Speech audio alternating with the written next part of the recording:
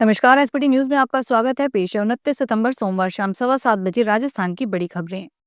राजस्थान के भीलवाड़ा जिले में पुलिस ब्याज माफिया, बजरी माफिया और भू माफिया के खिलाफ शिकंजा कसने जा रही है। शाहपुरा पुलिस ने विधानसभा चुनाव के दौरान भाजपा में शामिल हुए पूर्व कांग्रेस ब्लॉक अध्यक्ष दिलीप गुर्जर के खिलाफ 4 मुकदमे दर्ज किए हैं।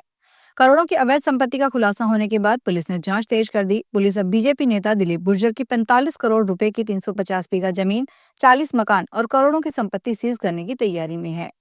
केस दर्ज होने के बाद से आरोपी भूमिगत है, जिसकी तलाश जारी है। भीलवाड़ा एसपी धर्मेंद्र सिंह यादव ने बताया कि शाहपुरा पुलिस ने संपत्ति जब्त करने की कार्यवाही शुरू कर दी है। जल्द ही गुर्जर से जुड़ी संपत्ति के बारे में अदालत में एक रिपोर्ट पेश करेगी। पुलिस ने शाहपुरा के दिलीप गुर्जर के खिलाफ पिछले 2 महीनों में पीड़ितों की शिकायत पर 4 मामले दर्ज किए हैं। 8वें वेतन आयोग को पूरी तरह लागू होने में 2028 तक का इंतजार करना पड़ सकता है। जनवरी में यूनियन कैबिनेट ने इसे मंजूरी दी थी, लेकिन अभी तक न तो ऑफिशियल नोटिफिकेशन आया, न टर्म्स ऑफ रेफरेंस फाइनल हुए, न ही कमीशन के मेंबर्स की लिस्ट जारी हुई। हालांकि ये 1 जनवरी 2026 से लागू होगा, यानी कर्मचारियों को 2 साल का एरियल मिलेगा। नए वेतन आयोग के लागू होने का फायदा 50 लाख से ज्यादा केंद्र सरकार के कर्मचारियों और लगभग 65 लाख पेंशनर्स को मिलेगा। लेवल 1 के केंद्रीय कर्मचारियों की बेसिक सैलरी 18,000 से बढ़कर 44,000 हो सकती है। आयोग 2.46 फिटमेंट फैक्टर लागू कर सकता है। भारतीय रिजर्व बैंक अपनी आने वाली मौद्रिक नीति समिति की बैठक में रेपो रेट को 5.5% पर स्थिर रख सकता है। यह जानकारी सोमवार को आई एक रिपोर्ट में दी गई। बजाज ब्रोकिंग की एक रिपोर्ट के अनुसार केंद्रीय बैंक ने पिछली बार जून में रेपो रेट में 50 बेसिस पॉइंट की कटौती की थी, जबकि अगस्त की समीक्षा में दर को स्थिर रखा गया था। रिपोर्ट में कहा गया कि आरबीआई मौजूदा दर को बनाए रख सकता है, क्योंकि महंगाई कम है और साथ ही नियंत्रण में बनी हुई है। लेकिन विकास के लिए जोखिम बढ़ रहे हैं। भारत में उपभोक्ता मूल्य मुद्रास्फीति अगस्त में जुलाई के 1.61% से बढ़कर 2.7% पर हो गई है, जो 10 महीने से जारी महंगाई में कमी की प्रवृत्ति को खत्म करती है। हालांकि मुद्रास्फीति आरबीआई के 4% के लक्ष्य से काफी नीचे और अनुमत सीमा के भीतर है। श्रीगंगानगर जिले के सोदगढ़ सिटी में बंसल नर्सिंग होम के निकट एक बुजुर्ग महिला से सोने की बालियां में एक अंगूठी लेकर चिल्ड्रन बैंक वाले ने नकली नोटों की गड्डी थमाकर ठगी कर ली। पुलिस ने पीड़िता की रिपोर्ट पर 2 अज्ञात युवकों के खिलाफ मुकदमा दर्ज किया है। पुलिस के अनुसार गांव सरदारगढ़ निवासी कर्मा ने रिपोर्ट दी कि वह सूरतगढ़ से दवाई लेने आई थी। दोपहर करीब 1 बजे बंसल नर्सिंग होम के निकट 2 लड़के मिले। इन लड़कों ने कहा कि तुम हमें सोने की बालियां में एक अंगूठी दे दो तो हम तुम्हें रुपए दे देंगे। दोनों युवकों ने मेरे से सोने की 2 बालियां और एक अंगूठी ले ली, बदले में 500 रुपए के नोट की गड्डी दे दी। कैबिनेट मंत्री डॉक्टर किरोड़ी लाल मीणा की पत्नी और पूर्व मंत्री गोलमा देवी पर सोशल मीडिया पर अभद्र टिप्पणी से समाज के लोगों में गुस्सा है। अब डॉक्टर किरोड़ी के समर्थकों ने एक युवक के खिलाफ मुकदमा दर्ज करवाया है।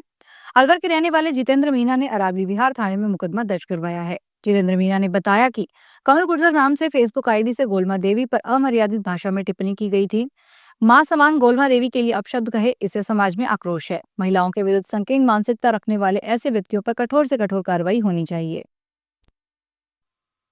पाली में नया गांव रिको एरिया में केमिकल फैक्ट्री की एक 2 मंजिला बिल्डिंग ढह गई। गनीमत रही कि हादसे के समय फैक्ट्री में कोई नहीं था, वरना जन हानि हो जाती। सूचना पर पुलिस भी मौके पर पहुंची।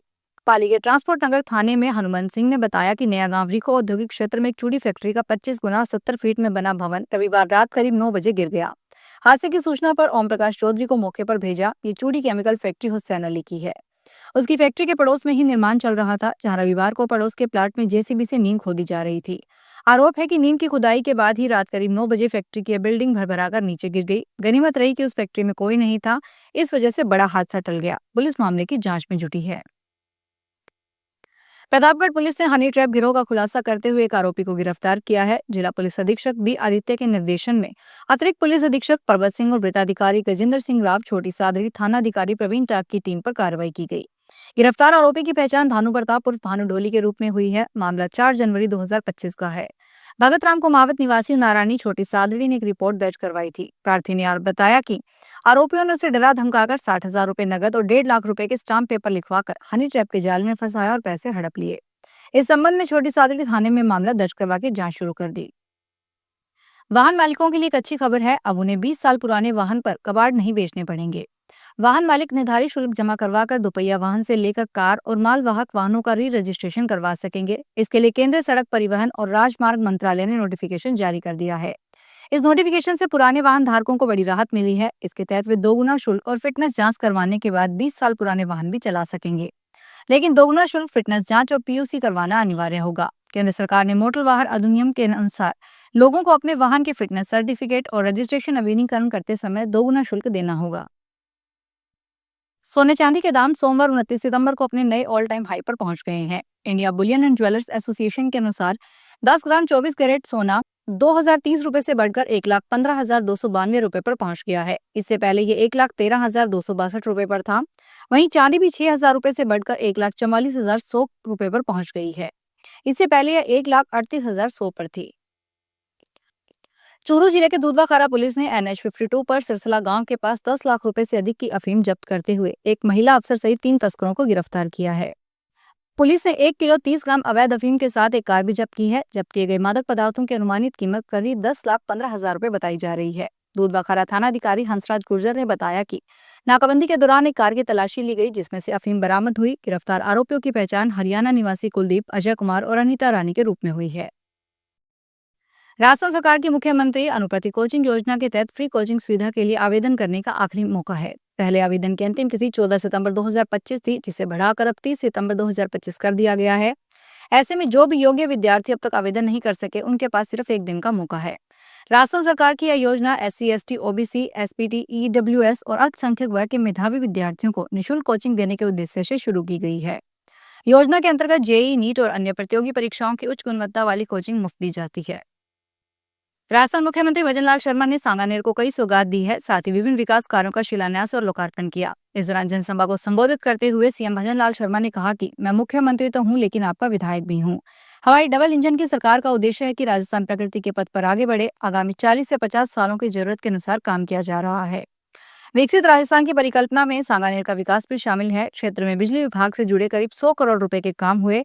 सांगानेर विधानसभा क्षेत्र हमारे साथ है। नेता प्रतिपक्ष राहुल गांधी को धमकी देने के मामले में राजस्थान के पूर्व मुख्यमंत्री अशोक गहलोत ने कहा कि लाइव टीवी पर भाजपा प्रवक्ता द्वारा धमकी देना निंदनीय है।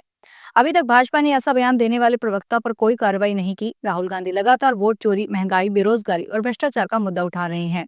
इन मुद्दों पर उन्हें मिल रहे जनसमर्थन से भाजपा पूरी तरह बौखलाई हुई है। वहीं टीकाराम जूली ने कहा कि भाजपा प्रवक्ता द्वारा धमकी देना बेहद निंदनीय और गंभीर चिंता का विषय है। यह दिखाता है कि गोडसे की विचारधारा को मानने वाले लोग अब भी गांधी से उतने ही डरते हैं और उनके मंसूबे अभी भी वही हैं। प्रतापगढ़ पुलिस ने एक बड़े अभियान के तहत 25 लाख रुपए के 110 गुमशुदा मोबाइल बरामद किए। इन मोबाइल फोनों को उनके मूल मालिकों तक लौटा दिया गया है। यह कार्रवाई पुलिस मुख्यालय राजस्थान जयपुर के निर्देशों पर जिला पुलिस अधीक्षक B आदित्य के मार्गदर्शन में की गई। साइबर सेल और जिले के सभी थाना अधिकारियों ने मिलकर यह अभियान चलाया। भारत सरकार के CIR पोर्टल की तकनीकी सहायता से त्वरित कार्रवाई करते हुए विभिन्न थानों में दर्ज गुमशुदगी की रिपोर्ट के आधार पर इन मोबाइलों को ट्रैक किया गया। बरामद मोबाइलों को पुलिस अधीक्षक कार्यालय में उनके मालिकों को सौंपा गया, जिन्होंने पुलिस का आभार व्यक्त किया। Poultry farming, computer application, wedding technology और गारमेंट्स मेकिंग जैसे 12 से अधिक उपयोगी विषय स्कूलों के पाठ्यक्रम में शामिल किए गए हैं।